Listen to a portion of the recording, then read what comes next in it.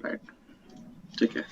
नमो बुद्धाय जय भीम, नमो तस्य भगवतो अरहतो सम्मा संबुद्धस्स।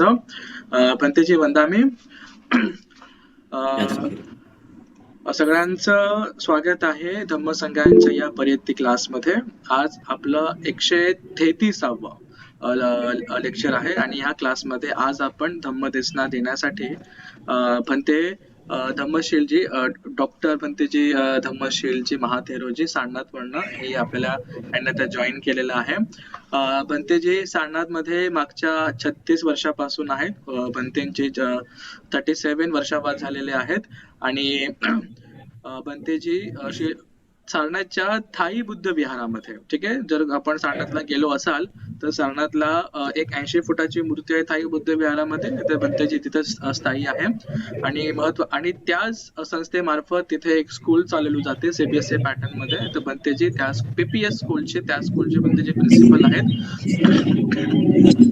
आणि खूप महत्वाची गोष्ट म्हणजे जेव्हा मला अचीवर घ्यायचं होतं, जेव्हा जुलै महिन्यामध्ये मी अधिष्ठान केलं की ऍटलिस्ट मी 30 दिवस मी श्रामणे राहील, तर भंतेंनीच मला ती संधी उपलब्ध करून दिली. म्हणून भंतेंचे आणि थाई बुद्ध विहाराचे माझ्यावरती खूप उपकार आहेत की त्यांनी मला महिन्याभरासाठी का नसो पण एक श्रमण धर्म जगण्यासाठी त्यांनी मला खूप मदत केली.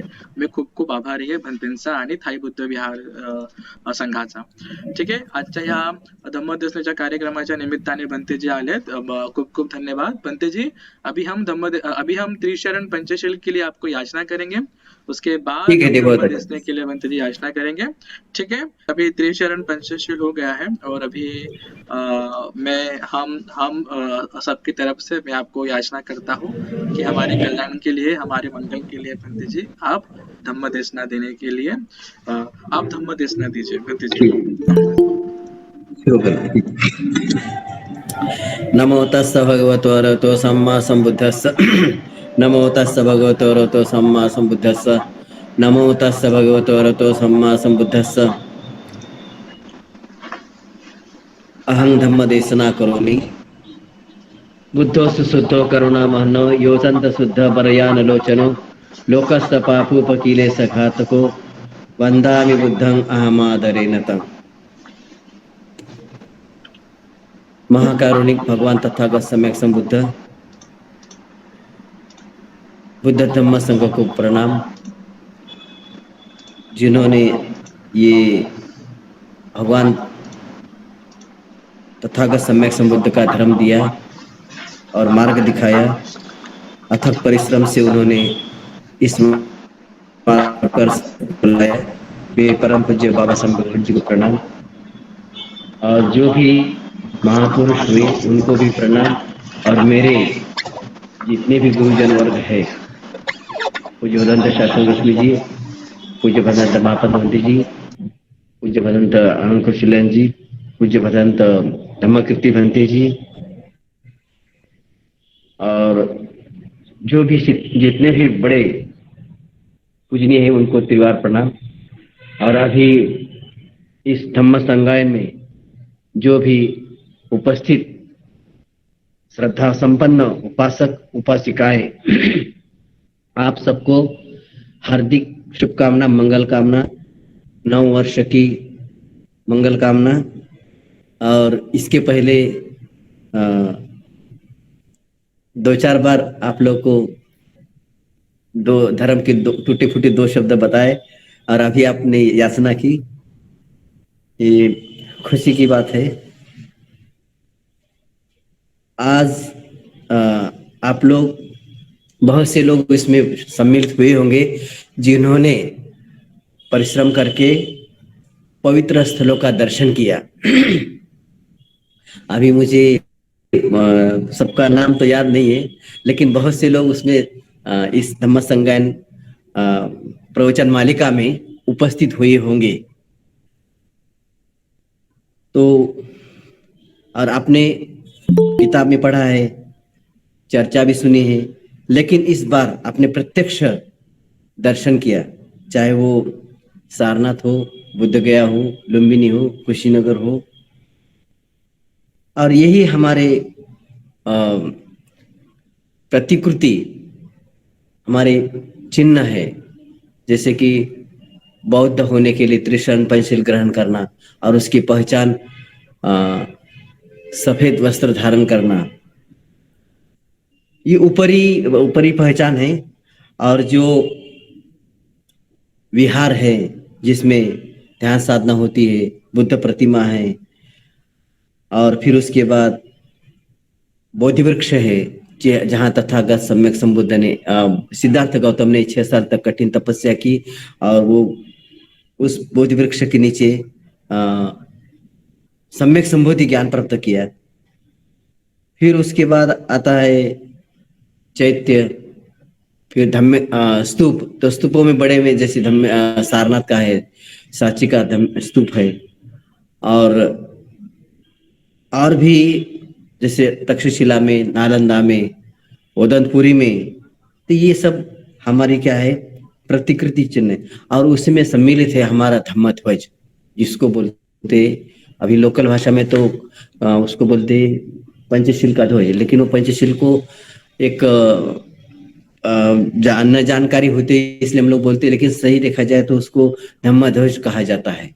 और इसकी भी बड़ी लंबी मतलब एक कहानी है, उसकी स्थापना कैसी हुई, इसका समय कैसे, लेकिन मोटे तौर पर वो कहते कि भगवान तथागत सम्यक संबुद्ध ने जब ज्ञान प्राप्त किया तो 5 प्रकार की ज्ञान रोशनी निकली और उसी में से ये सब मिलके एक फिर रोशनी तैयार हुई। तो उसको बोलते तो पहले नीला, फिर पीला, फिर लाल, फिर सफेद और केसरी। तो ये नीपी लापा के संक्षिप्त में बोलते हैं। तो ये बौद्ध धर्म का सबसे श्रेष्ठ और पवित्र माना गया धम्मध्वज है। अभी उसका प्रयोग भारत में तो जैसे कोई आंदोलन हुआ या कोई क्रांतिकारी कुछ भी हुआ और सामाजिक धार्मिक कार्यों में इसका प्रयोग अधिक होता है। तो एक हमारी पहचान है, हमारी वो खुशी की बात है। उसमें अभी हम लोग देखते हैं कि हमारा बौद्ध धर्म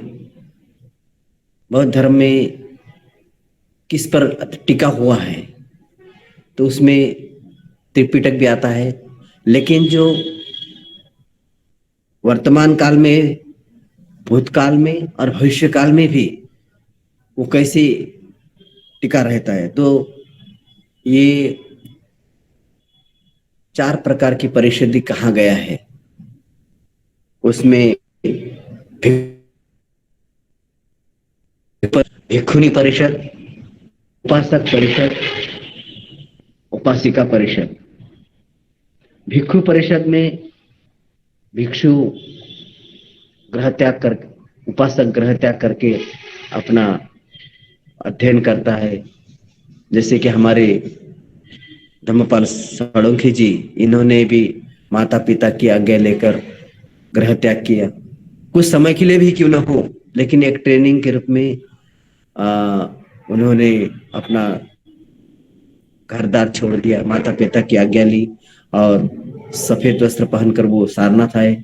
और फिर उसके बाद सारनाथ में, इसी पतन में दावन में थाई बुद्ध विहार सारनाथ है, उसमें उन्होंने प्रवज्जा ग्रहण की। और प्रवज्जा का मतलब ही होता है प्रवज्जा, वो विशेष रूप से वर्जित करना।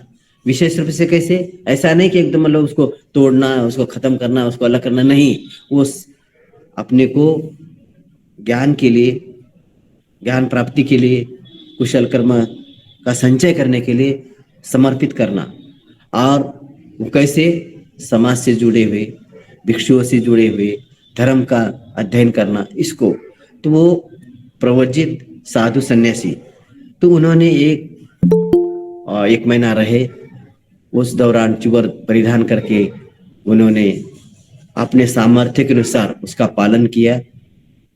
और उस दौरान उन्होंने बहुत से उपासक उपासिकाओं को प्रेरणात्मक धम्म देशना दी, उपदेश किए। फिर उसके बाद अपने अनुभव शेयर किए और साथ ही धम्म का अध्ययन भी करते रहे और उसके साथ साथ उपासक उपासिकाओं को प्रेरित करते हुए उनसे ही उन्होंने पूजनीय भिक्षु संघों को भोजन दान, अष्ट परिष्कार और न जाने क्या क्या, मतलब वो कुशल कर्म करने के लिए एकदम अग्रणी हुए। और उस दौरान उन्होंने, अभी उनको अनुभव हो रहा होगा, कभी कभी फील करते होंगे, उनको एक सुखद अनुभूति होती होंगी। तो इस तरह से ये उपासक परिषद है और भिक्षु बनता है, भिक्षु परिषद। और उस समय, और इसीलिए भगवान तथागत के काल से लेकर आज तक जो भिक्षु हुए, चाहे फिर वो उसमें सारिपुत्र हो, महामोगलन हो, कौंडन्य, वप, भद्य, अश्वजित, महानाम, ये है भिक्षु संघ, भिक्षु परिषद। फिर वो साथ आता है भिक्षुनी परिषद। भिक्षुनी परिषद में भी, भिक्षुनी परिषद की स्थापना, जैसे हमने पहले कहा कि सबसे पहले तो महाप्रजापति गौतमी, जो सिद्धार्थ गौतम की मौसी कहा जाता है, लेकिन सिद्धार्थ गौतम का तो जन्म होने के बाद, 7 दिन के बाद ही उनकी जन्मदाती, जन्म देने वाली माँ गुजर गई। लेकिन बाद में पूरा लालन पालन सब जितना भी हुए सब महाप्रजापति गौतमी ने कहा, क्योंकि उन्होंने वो सौंप दिया था कि देखो मैं जा रहा हूँ, मेरी तबीयत ठीक नहीं है और इसके बाद लालन पालन तुम्हें करना, मतलब महाप्रजापति गौतमी को। तो उन्होंने अपनी बहन को और अपनी एक मातृत्व का कार्यवाह, मतलब निर्वाह, अपना एक कर्तव्य उन्होंने पूरा किया। और उसके साथ जब वो बड़े हो गए, गृहस्थ जीवन जिए, फिर 29वें साल में उन्होंने ग्रह त्याग किया, महाभ्रिष्क्रमण किया। और जब उनको लगा, उनका प्रचार प्रसार होने लगा, तो महाप्रजापति गौतम को भी लगा कि हम लोग भी क्यों ना भिक्षुनी बने, और भिक्षुनी बनने के बाद उसका प्रचार प्रसार करें। भगवान तथागत के सामने उन्होंने अपना प्रस्ताव रखा, तो 1 बार हुआ, 2 बार हुआ, 3 बार हुआ, आखिरी में भगवान तथागत सम्यक संबुद्ध ने अनुमति नहीं दी। तो नहीं देने के बाद वो लोग, ये बात है कुटागार शाला में, पहले तो जैसे हम लोग कल बातचीत किए थे, तो वहां वो मिलने गए थे, लेकिन वहां बात नहीं हुई। फिर कुटागार शाला में गए, वैशाली में आता है वो, और महावन जिसको बोलते हैं। तो उसके बाद क्या हुआ कि उन्होंने स्वयं अपने जितनी भी सहेलियां है, कहते कि उस समय लगभग 500 स्त्रियां इकट्ठा की और सब लोगों ने सम्यक संकल्प किया। और सम्यक संकल्प करने के बाद उन्होंने स्वयं पूरे अपने बाल निकाले और ये गृहस्थ जीवन का जितना सब कपड़ा सब ये त्याग दिए और ऐसा पित्त वस्त्र धारण किए और स्वयं वो तथागत के समक्ष उपस्थित हुए। और अब जब नहीं मिलता है अनुमति तो बहुत लोग परेशान होते, पैर सूज जाते, पैदल चलते, मतलब नाना प्रकार के तपस्या करते। जैसे कि रट्ठापाल की आप लोगों ने कहानी सुनी होगी, रट्ठापाल को भी कितनी परिश्रम करना पड़ा माता पिता की आज्ञा लेने के लिए। तो उसी तरह भिक्षुनी संघ में शामिल होने के लिए महाप्रजापति ने, गौतमी ने बहुत अथक परिश्रम किया। और अथक परिश्रम करने के बाद नहीं हुआ, तब उसी दौरान वो सब लोग बैठे और आनंद, भगवान तथागत सम्यक संबुद्ध पिंडपात के लिए गए। पिंडपात करने के बाद आने के बाद आए और आनंद भी उसी समय। तो आनंद ने देखा कि महाप्रजापति गौतमी वो रोया हुआ चेहरा, आंसू बह रहे हैं और बाल निकाले हुए, पित्त वस्त्र धारण किए और सब, किसी के पैर सूजे हुए, किसके हाथ, ये सब दृश्य देखकर उनको बहुत आश्चर्यचकित हुआ। और फिर उन्होंने उनको पूछा कि क्या बात है, आप बताइए। तो उन्होंने कहा कि क्या केवल उपासक ही उसमें भिक्षु संघ में शामिल हो सकता है और वही धर्म का पालन कर सकता है, तो वही धर्म का प्रचार प्रसार कर सकता है, स्त्री नहीं कर सकती है, ऐसा क्यों? और उनको कई प्रकार के प्रश्न पूछे। तो वो आनंद के भी मन में कुशल चित्त उत्पन्न हुए और वो स्वयं भगवान तथागत के समक्ष गए और उनको याचना की। तब भी भगवान तथागत सम्यक संबोधन नहीं माने। और नहीं मानने के बाद फिर उन्होंने वही प्रश्न पूछे कि क्या आपको राजकुमार सिद्धार्थ गौतम को महाप्रजापति गौतम ने अपना दूध नहीं पिलाई, अपनी सेवा नहीं की, आपको माता का जो भी मतलब मैत्री है, मित्रता है, या जो भी आपका प्यार है वो आप नहीं करवाया, नहीं किया? क्या उन्होंने आपके कोई आपको पालन पोषण करने में कोई कोताही या कोई छोड़ा है? इतना ऐसे ऐसे कठिन कठिन प्रश्न पूछे, सवाल किए उनको।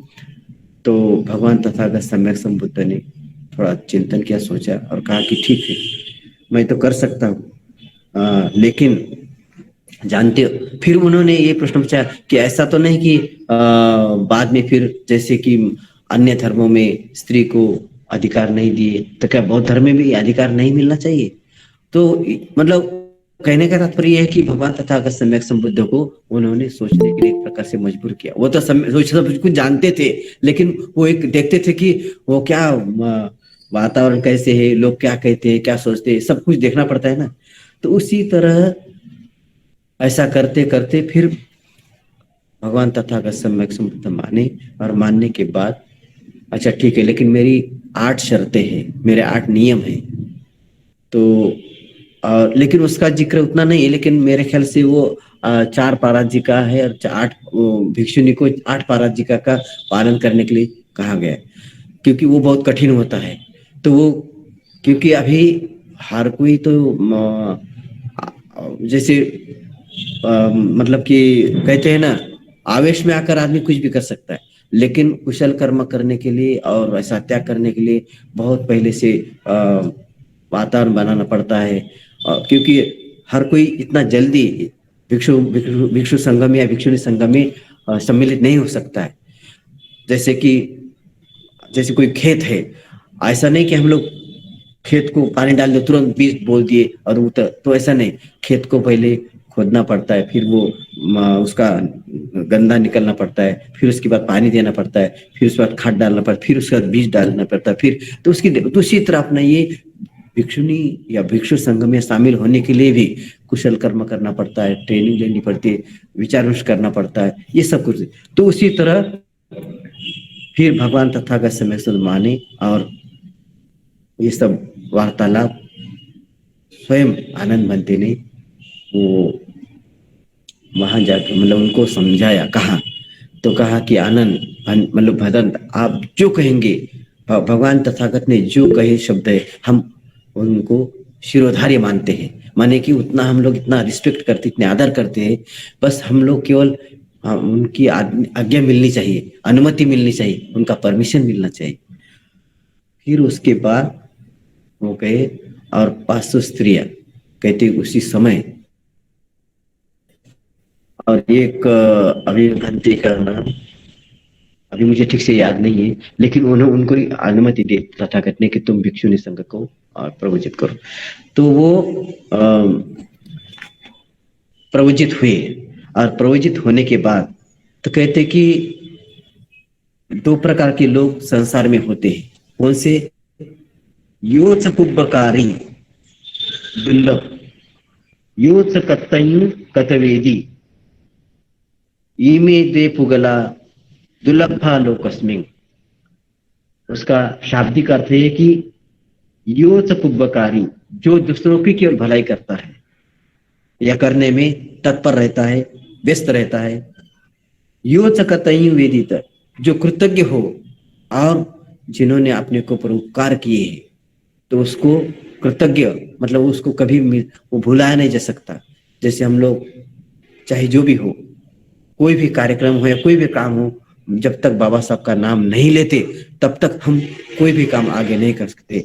तो क्या मतलब कि उनके प्रति एक आदर भाव, एक समर्पण भाव, एक रिस्पेक्ट, ये सब अर्पित करते। फिर उसके बाद क्योंकि उन्होंने बहुत ही कठिन परिश्रम करके बाबा साहब अम्बेडकर ने तपस्या की, अध्ययन किया, और कई प्रकार के दुख उन्होंने झेले, कितनी प्रकार की गालियां खाए होंगे, कितने प्रकार के कष्ट सहन किए होंगे, उसको अनगिनत, उसको कोई कह नहीं सकता।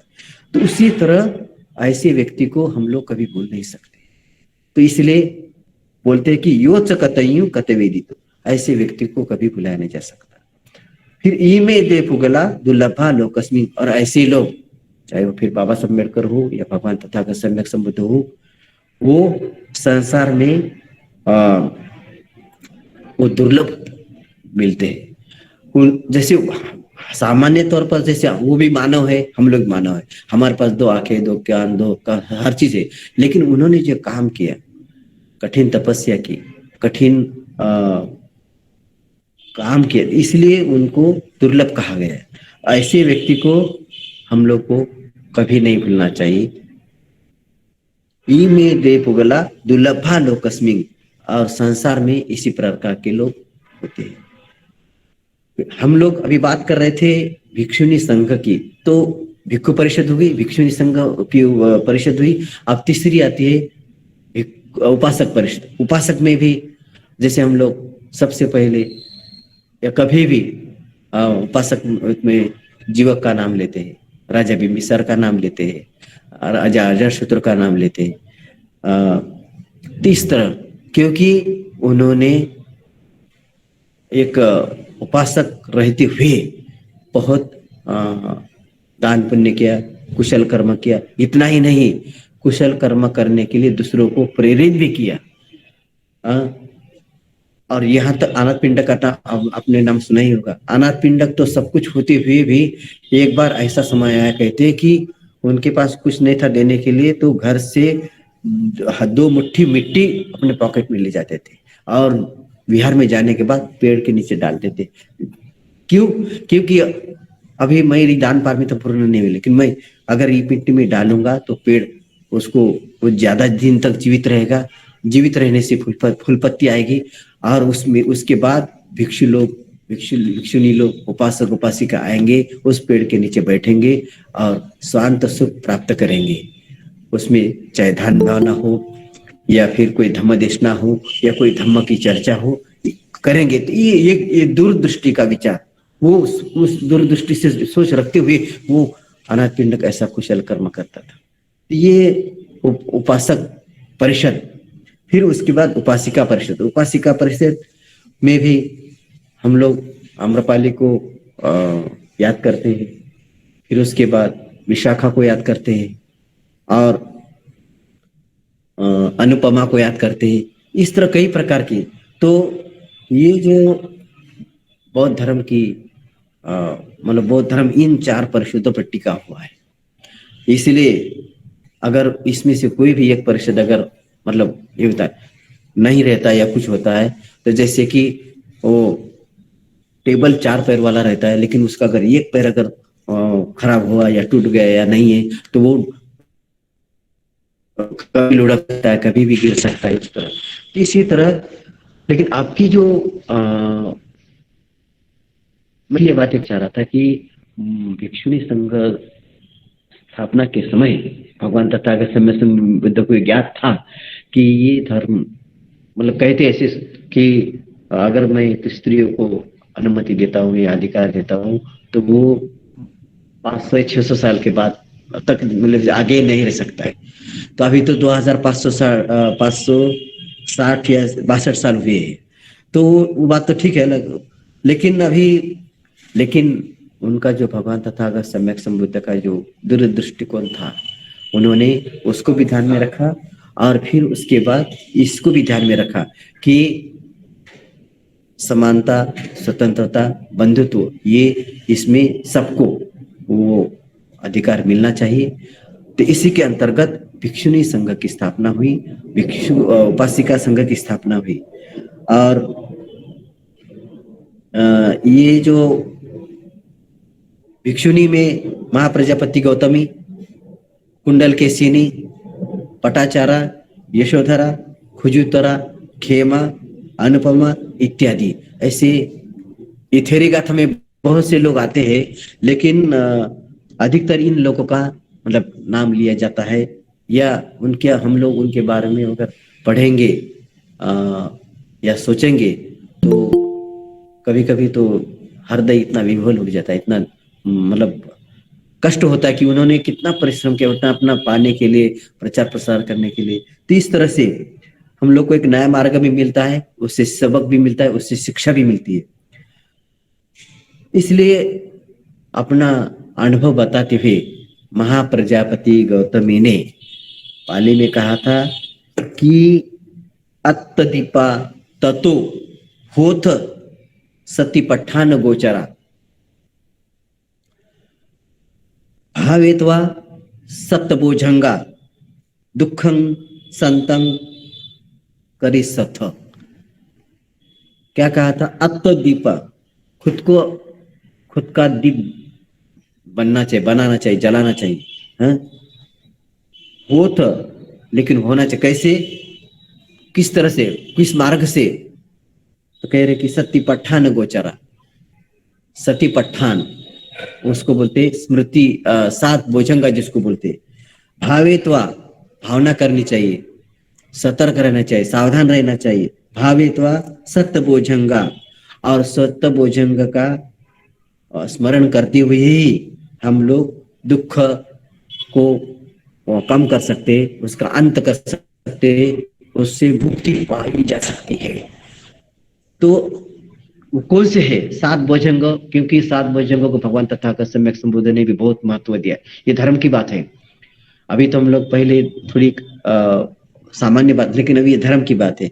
तो ये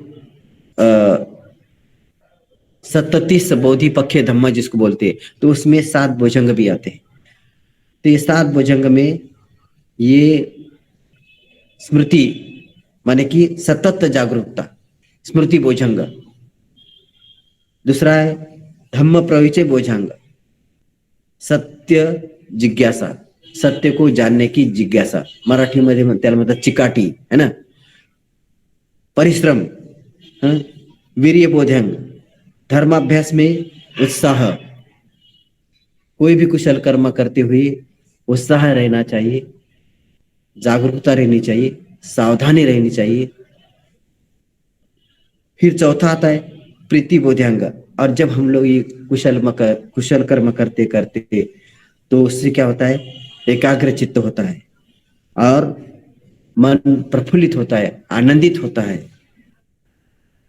और उसके बाद आता है पांचवा प्रसब्धि, चित्त की परम शांति, माने सुख एकदम शांत होता है, निवांत होता है, उसको किसी प्रकार की कोई शंका कुशंका संदेह नहीं रहता है। और छठवां है समाधि बोधांग। समाधि मानी वही कुशल चित्त की एकाग्रता। अब समाधि भी कई प्रकार की है, लेकिन हम लोग तो शुरुआत सबसे पहले आनापानसति से करते हैं। और आनापानसति के पहले उससे भी अगर नहीं होता है तो गुरु, जैसे गोविंद काजी गुरु जी भी समझाते साधक को, कि बताते कि अगर उस समय भी अगर नहीं तो गिनती करनी चाहिए, 1 2 3 4 5 फिर 10 तक, उससे भी नहीं होता है। फिर बुद्धानुस्मृति इति पिसो भगवा, इति पिसो अरहं, इति पिसो सम्मा संबुद्धो, इति पिसो विद्याचरण संपन्नो, इति पिसो लोकविदो, इति पिसो अनंतरो, इति पिसो प्रीतम सारथी, इति पिसो सत्ता देवसानंग, इति पिसो बुद्धो, इति पिसो भगवती। तो बुद्धों के 9 गुणों का स्मरण करना ही बुद्धानुस्मृति कहा गया है। और वो समाधि बोधांग को कहा गया अकंप एकाग्रता, माने कुशल कर्म करते, ध्यान एकाग्र करते, तो उसमें मन में किसी प्रकार की अशांति नहीं रहती, मन विचलित नहीं रहता है। और आखिरी आता है उपेक्षा बोधांग, उपेक्षा बोझंग, चित्त में सुख या दुख का लेश नहीं रहना चाहिए। क्योंकि जैसे जीवन जीते हुए अनेक प्रकार की घटनाएं घटती है, तो उस समय कभी कभी मन बहुत अशांत हो जाता है, कभी कभी मन बहुत प्रफुल्लित होता है कुछ चीज मिलने में। तो उस समय क्या करना चाहिए? समानता बनी रहनी चाहिए, समता भाव जिसको कहा गया है। और जैसे किसी मन मुताबिक कोई काम नहीं हुआ, तो उसको क्या करना चाहिए कि उपेक्षित भाव रखना चाहिए कि मैंने मेरा काम किया है, अब वो अपना काम करे न करे, उनको फल मेरा, मैंने मार्ग दिखाया। जैसे बोलते हैं तथागत बोलते हैं कि इसलिए तथागत को यथाकारी तथाभाषी, तथाकारी यथाभाषी, मतलब जैसा बोलते हैं वैसा ही वो करते हैं, जैसा करते हैं वैसा ही बोलते हैं। तो इसीलिए तथागत को, भगवान बुद्ध को तथागत कहा है। और इसी में वही सुख या दुख में लेश नहीं रहना चाहिए। तो इस तरह से आज की ये धम्म देशना संक्षिप्त में है। मैं अभी यहाँ थोड़ा सा विराम देना चाहूंगा, और अभी आप लोग भी और भी धम्म चर्चा करेंगे। तो ये इसके ऊपर आप लोग भी कुछ मतलब प्रश्न पूछ सकते हैं, और मैं अपने सामर्थ्य के अनुसार आपके सवालों का जवाब देने का प्रयास करूंगा। और अभी हाथ जोड़े मैं आशीर्वाद देता हूँ। महाकारुणिको नातो हिता सवपाणिनं परित्वा पारमी सब्बा पत्तो संबोधिमतमं एतेन सत्यवज्यन होतु ते जय मंगलं जयंतो बोधिया मूले सक्यानं नंदीवर्धनो एवं तवं विजय हो ही जय सुजय मंगल अपराजित पल्लंके से पड़भोखरे अभिषेके सब बुद्धानं आगपतोपमोदति सुनाखतं सुमंगल सुटं ब्रह्मचारि पदखिनं काया कम्मं वाचा कम्मं पदखिनं मनोकम्मं परिपदखिनं पदखिनानि कत्वानल्ला भंतते पदखिनि सभी दुख पत्तासने दुख भय पत्तासने सभ्य देवा नमो दन्तु सब्ब संपत्ति सिद्धिय दानं ददन्तु श्रद्धाशील रखन्तु सबदा भावना भीरता हन्तु गच्छे देवता गता सब्बे बुद्धा बल पत्ता पच्चे का आनंद ज्वल अरहंतानंद तेजेन रखं वंदामि सब्बसो सब्बीति एव जंतु सब्ब रोगेन सतो माते भवन्तन्तराय सुखी दिव अभिवादन शीलिस नित्यं उठापचायनो चत्तारो धम्मा वर्धन्ति आयुवनो सुखं बलं भवतु सब्ब मंगलं रखन्तु सब्ब देवता सब उद्धान वा सदा सत्ति भवन्तु ते भवतु सब मंगलं रखन्तु सब देवता सब धम्मान् वा सदा सत्ति भवन्तु ते भवतु सब मंगलं रखन्तु सब देवता सब संगान् वा सदा सत्ति भवन्तु ते। साधु साधु साधु। आज का ये बहुत साधु साधु।